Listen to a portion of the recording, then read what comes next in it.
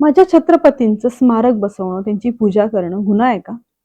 कारण की हे व्हिडिओज बघून इतका मनस्ताप झाला की तळपायाची आग मस्तकात गेली.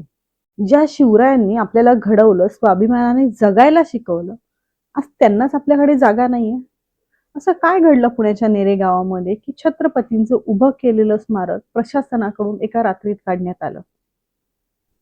प्रशासनाचं असं म्हणणं आहे की सार्वजनिक ठिकाणी कुठलाही पुतळा, कुठलंही स्मारक बसवण्याआधी पूर्व परवानगी घ्यावी लागते. काही नियम, काही अटी आहेत ज्यांचं पालन करावं लागतं. पोलिसांची एनओसी लागते, जेणेकरून समाजामध्ये तेढ, ताणतणाव निर्माण होणार नाही आणि कायदा आणि सुव्यवस्था ही राखली जाईल.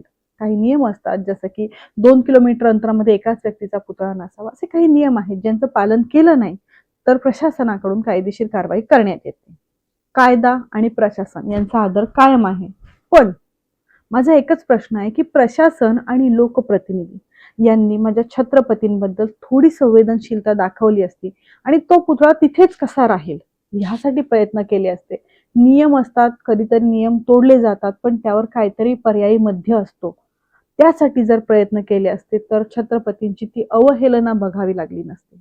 मी तुम्हा सगळ्यांना हात जोडून विनंती करेन की आपल्या गावात, आपल्या सोसायटीमध्ये किंवा इतर कुठेही तुम्ही जर कुठलाही पुतळा, छत्रपतींचं तसं नाही, आंबेडकरांचा, फुलेंचा, कोणाचाही पुतळा जर उभं करणार असाल तर रीतसर परवानगी घ्या. त्यांचे जे काही नियम आहेत त्यांचं पालन करा, जेणेकरून आपल्याला आपल्या महात्म्यांची अशी अवहेलना बघावी लागणार नाही.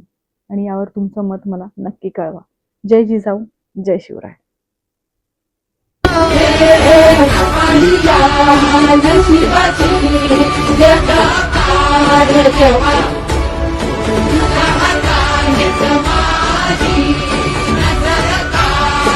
Yeah.